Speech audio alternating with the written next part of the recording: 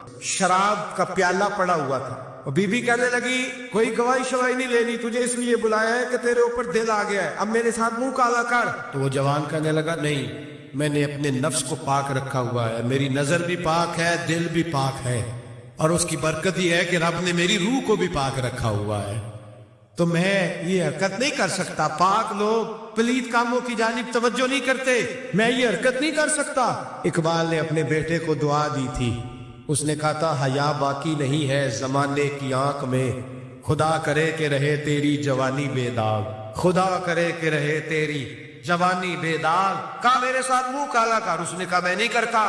कहने लगे चल फिर इसको कत्ल कर, इसको मैंने बांधा हुआ।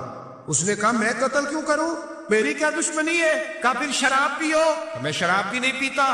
तो कहने लगी अब तो मैंने तुझे अपने चुंगल में फांस लिया है, अब तू यहाँ से बच के जा नहीं सकता, और अगर तू बाहर जाएगा तो मैं शोर करूंगी, लोग जमा करूंगी, इसने मेरी इज्जत आबरू पे हाथ डाला है, तो तू बच तो नहीं सकता, एक काम तो करना पड़ेगा। बाबू फरमाते हैं उस नौजवान ने सोचा कि जिना भी बहुत बड़ा जुर्म है, कत्ल भी बहुत बड़ा गुनाह है, चलो अब मजबूरी है तो शराब पी लेता हूँ। लेकिन वो समझा ना कि शराब तो बुनियाद है। उसने एक प्याला जो पिया, कहने लगा एक और दे दो, दूसरा पिया तो कहने लगा एक और दे दो। अब 3 प्याले 3 बोतलें शराब जो पी चुका तो खुमारी चढ़ गई।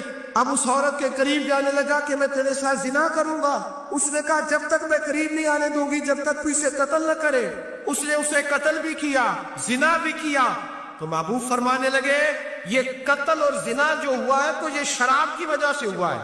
गोया शराब को जुर्म है जो कत्ल भी कराएगी, जो जिना भी कराएगी। और अगर आप नशई को देखें, अगर आप शराबी को देखें, तो क्या वो डकैतियां नहीं करता फिरता, वो चोरियां नहीं करता, वो अपनी ही माँ का जेवर नहीं बेच आता, वो अपनी ही बहन का पड़ा हुआ जहेज नहीं बेच आता, वो अपने ही घर में डाके नहीं डालता, वो अल्लाह के घर मस्जिद में आकर के चोरी नहीं करता।